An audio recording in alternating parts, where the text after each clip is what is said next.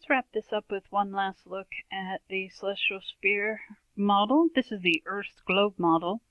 If you ever wondered where the 0 degree longitude, 0 degree latitude point is, so 0, 0, that's where the prime meridian and the equator would match up, and it's just off the west coast of Africa in the ocean.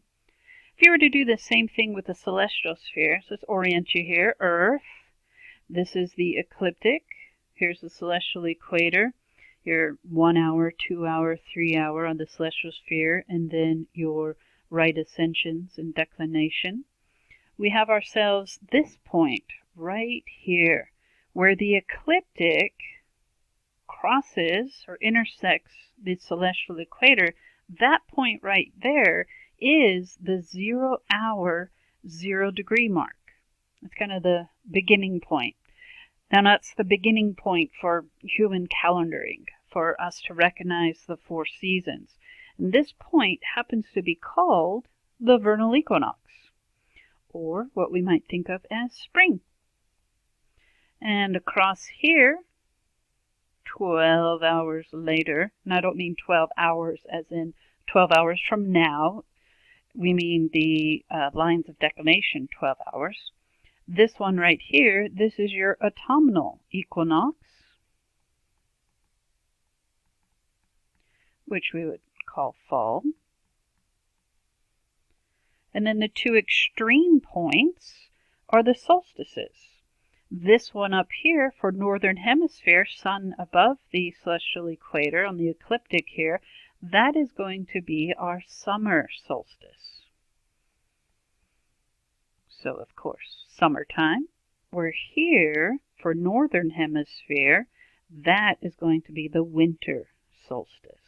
Winter solstice. So the 4 seasons. And it's this mark right here, this vernal equinox, this 0 hour, 0 degree. This is what determines what time of year these other seasons are going to be. And usually for northern hemisphere, summer solstice is the June 21st time frame. This is the vernal equinox. This is usually March 2021. And whether it's the 2021st, all is based on each year as to at what time in our calendars this happens. And then formulas are applied to calculate the rest.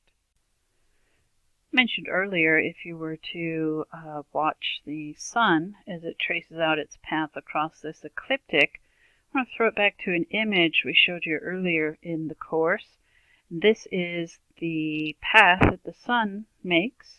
This right here we may now recognize even more so is the summer solstice, and this is the winter solstice.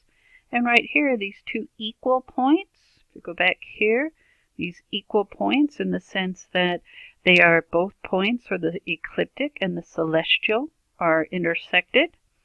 Those equal points, those are our equinoxes. A little fun fact some of you might be familiar with, if you think about this region where the sun being above the celestial equator and the area of the Arctic area of our globe, you might know this fun fact that a day in the Arctic summer, the sun does not set.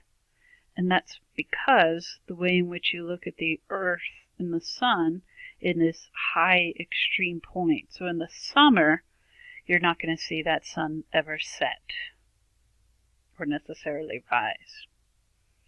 Imagine practically 24 hours of daylight. Is that something you would like?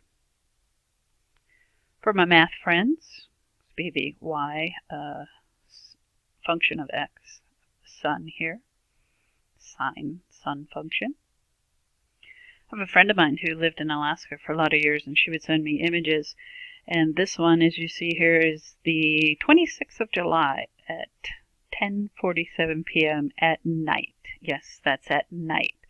So this example of the sun never setting in the extreme places in the northernmost regions of our northern hemisphere. Here's another one, 5th of July at 11 p.m. at night. You can still see sunlight. And then jump to the fall season. This is 9th of November, and then just 5 days later, quite a bit of difference at just about a half hour later. So, Alaska, very difficult place for some people to kind of adapt to the extreme amount of dark hours throughout the year and the extreme amount of light hours throughout the year. It took me all afternoon, but I proved to Caulfield it doesn't have to be the equinox to make an egg stand on end. Nice work. It took me all afternoon, but I got Mrs. Olson to forget about that history test. Nice work. There is this wonderful thing that comes up on particularly the vernal equinox and sometimes the autumnal equinox, but particularly on the vernal equinox, where people will say because of the alignment of the earth at this time of year, you can balance an egg to stand up on its own, on a countertop. And that's true, but it's true that you can do that any day of the year. It does take a lot of patience. It does take a lot of time to make the egg stand up on its own, but it does not have to be on one of the equinoxes. This is an aerial view of a very famous place I think most of us could recognize. We zoom in here, the Stonehenge. Stonehenge, kind of bizarre in that it's probably the most famous of all the henges, Stonehenge, and it's not actually a henge. Yes, my friends, you're about to get useless information you will never need to recall in your life. The definition of a henge is something that is encircled by water. Stonehenge is not, nor has it ever, there's no archaeological evidence that it's ever been surrounded by water. And if you're looking closely, you might think, well, this looks like this could be some evidence that there was once water. This is actually the footpath that visitors, tourists can make as you tour around Stonehenge. So it wasn't one time surrounded by water. This is across a vast plain, the Salisbury Plain. The stones, interestingly enough, are quarried from a Welsh quarry. Wales is the country to the left of England. And the stones from the Welsh quarry are very unique in their properties. At the tourist center across the street from Stonehenge, let's just make this an example. We'll put this as the Welsh stone compared to an English stone. If you were to touch the English stone, and this is in England, you can see it's kind of overcast, pretty typical. It's also quite windy on the Salisbury open plain here. If you were to put your hand on the demonstration stones that they have in the tourist center, if you put your hand on the English stone, you touch it and think, yeah, it's a stone, cold, feels like any other stone. The Welsh bluestone that was quarried hundreds and hundreds of miles from the Salisbury Plain, if you touch that stone, it's kind of weird because it feels warm. And it's not that, well, that side got more sun exposure. They're right next to each other in the tourist center. They're outside. They're experiencing the same weather elements. And it's just kind of inexplicable as to why this one to the touch feels warm.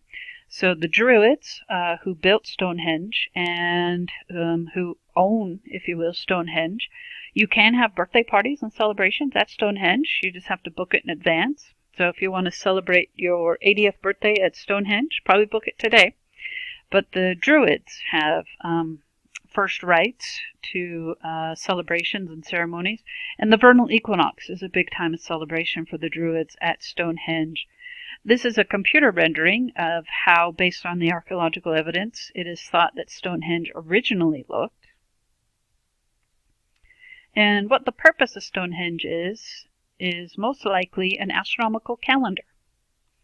Reason being, the heel stone, the pivotal point of discovery to figure out what this Stonehenge was about, to recognize it's an astronomical calendar, and at 4 very specific points of the year, the sun's light will hit this stone right here. And those will be the equinoxes and the solstices. So those are great times of celebration for the Druids, and they will have ceremonies at the Stonehenge area. Of course, they don't do human sacrifices on what is called the altar stone these days. This is a horrific photograph of Stonehenge. So yes, I took this photograph. To give you a sense of scale, that these stones are quite tall. It's an amazing feat of how the Druids managed to get the stones trekked hundreds of miles from Wales to England. More bad photographs. Actually, that one's a little bit better. My brother took that one. It's better than the ones I've taken. I hate resetting this thing for daylight savings. Oftentimes when I wrap up celestial sphere discussions, I get questions about, well, how does daylight savings play into equinoxes or solstices?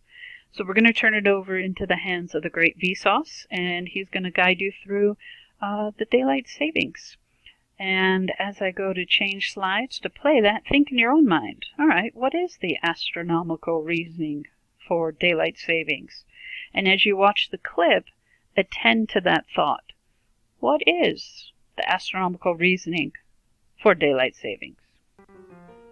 Every year, some countries move their clocks forward in the spring, only to move them back in the autumn. To the vast majority of the world who doesn't participate in this odd clock fiddling, it seems a baffling thing to do. So what's the reason behind it? The original idea, proposed by George Hudson, was to give people more sunlight in the summer. Of course, it's important to note that changing a clock doesn't actually make more sunlight. That's not how physics works. But by moving the clocks forward an hour, compared to all other human activity, the sun will seem to both rise and set later. The time when the clocks are moved forward is called daylight saving time, and the rest of the year is called standard time. This switch effectively gives people more time to enjoy the sunshine and nice summer weather after work. Hudson, in particular, wanted more sunlight so he could spend more time adding to his insect collection. When winter is coming, the clocks move back, presumably because people don't want to go outside anymore. But winter doesn't have this effect on everyone. If you live in a tropical place like Hawaii, you really don't have to worry about seasons because they pretty much don't happen. Every day, all year, is sunny and beautiful, so Christmas is just as good of a day to hit the beach as any other. And so, Hawaii is one of 2 states in the Union that ignore daylight saving time. But the further you travel from the equator in either direction, the more the seasons assert themselves and you get colder and darker winters, making summertime much more valuable to the locals. So it's no surprise that the further a country is from the equator, the more likely it uses daylight saving time. Hudson proposed his idea in Wellington in 1895, but it wasn't well received, and it took until 1916 for Germany to be the first country to put it into practice. Though the uber-industrious Germans were less concerned with catching butterflies on a fine summer evening than they were with saving coal to feed the war machine. The Germans thought daylight saving time would conserve energy. The reasoning goes that it encourages people to stay out later in the summer and thus use less artificial lighting. This sounds logical, and it may have worked in the more regimented society of 100 years ago, but does it still work in the modern world? That turns out to be a surprisingly difficult question to answer. For example, take mankind's greatest invention, air conditioning, the magic box of cool that makes otherwise uninhabitable sections of the world quite tolerable places to live. But pumping heat out of your house isn't cheap, and turning on one air conditioner is the same as running dozens of tungsten light bulbs. If people get more sunshine, but they don't use it to go outside, then daylight saving time might actually cost electricity, not save it. This is particularly true in a place like Phoenix, where the average summer high is 107 degrees and the record is 122. If you suggest to an Arizonan to change their clocks in the summer to get more sunshine, they laugh in your face. Sun and higher electricity bills are not what they want, which is why Arizona is the second state that never changes their clocks.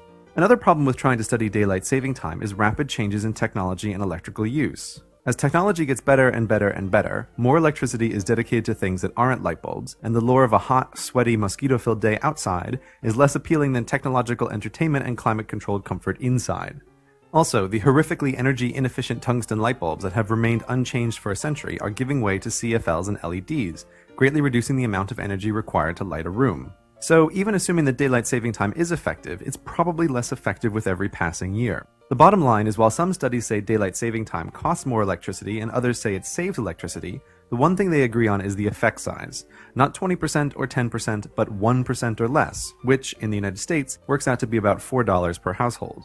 $4 saved or spent on electricity over an entire year is not really a huge deal either way. So the question now becomes, is the hassle of switching clocks twice a year worth it? The most obvious trouble comes from sleep deprivation, an already too common affliction in the Western world that daylight saving time makes measurably worse. With time tracking software, we can actually see that people are less productive the week after the clock changes. This comes with huge associated costs. To make things worse, most countries take away that hour of sleep on a Monday morning. Sleep deprivation can lead to heart attacks and suicides, and the daylight saving time Monday has a higher than normal spike in both. Other troubles come from scheduling meetings across time zones. Let's say you're trying to plan a 3-way conference between New York, London, and Sydney. Not an easy thing to do under the best of circumstances, but made extra difficult when they don't agree on when daylight saving time should start and end. In the spring, Sydney is 11 hours ahead of London and New York is 5 hours behind. But then New York is the first to enter daylight saving time and moves its clock forward an hour. 2 weeks later, London does the same. In one more week, Sydney, being on the opposite side of the world, leaves daylight saving time and moves its clock back an hour. So in the space of 3 weeks, New York is 5 hours behind London, then 4 hours, then 5 again. And Sydney is either 11, 10, or 9 hours from London, and 16, 15, or 14 hours from New York. And this whole crazy thing happens again in reverse 6 months later. Back in the Dark Ages, this might not have mattered so much, but in the modern interconnected world, planning international meetings happens thousands and thousands of times daily. Shifting and inconsistent time zones isn't doing netizens any favors. And countries aren't even consistent about daylight saving time within their own borders. Brazil has daylight saving time, but only if you live in the south. Canada has it too, but not Saskatchewan. Most of Oz does daylight saving time, but not Western Australia, the Northern Territory, or Queensland. And, of course, the United States does have daylight saving time unless you live in Puerto Rico, the Virgin Islands, American Samoa, Guam, the Northern Mariana Islands, or, as mentioned before, Hawaii and Arizona. But Arizona isn't even consistent within itself. While Arizona ignores daylight saving time, the Navajo Nation inside of Arizona follows it. Inside of the Navajo Nation is the Hopi Reservation, which, like Arizona, ignores daylight saving time. Going deeper, inside of the Hopi Reservation is another part of the Navajo Nation, which does follow daylight saving time. And finally, there's also a part of the Hopi Reservation elsewhere in the Navajo Nation, which doesn't. So, driving across this 100-mile stretch would technically necessitate 7 clock changes, which is insane. While this is an unusual local oddity, here's a map showing the different daylight saving and time zone rules in all their complicated glory. It's a huge mess and constantly needs updating as countries change their laws, which is why it shouldn't be surprising that even our digital gadgets can't keep the time straight occasionally. So to review, daylight saving time gives more sunlight in the summer after work, which, depending on where you live, might be an advantage or not, and it may or may not save electricity. But one thing is sure, it's guaranteed to make something that should be simple, keeping track of time, quite complicated. Which is why, when it comes time to change the clocks, there's always a debate about whether or not we should. Beautiful. This is verified as an actual letter that was submitted, not a little prank. I wish it were, though. The drought trigger clear as day. When I was a kid, we never had drought after drought. Then we started with daylight saving. We started with a little bit, but now we have 6 months of the year daylight saving. It has just become too much for the environment to cope with. It is so logical. For 6 months of the year, we have an extra hour each day of that hot afternoon sun. I read somewhere that scientific studies had shown there was a lot less moisture in the atmosphere, which means we get less rain. I believe this 1 hour extra sun is slowly evaporating all the moisture out of everything. Why can't the government get the CSIRO, that's the Australian equivalent of like the National Science Foundation in the US, to do studies on this? Or better still, get rid of daylight savings. They have to do something before it is too late. That's quite sad. Hopefully you have a better understanding of the celestial sphere, the dance that the Earth, the Sun, the Moon, planets play. And daylight savings has absolutely no astronomical reason. It is a completely arbitrary human government type of decision. It's not based on anything with the celestial sphere, equinoxes, or solstices. Good food for thought.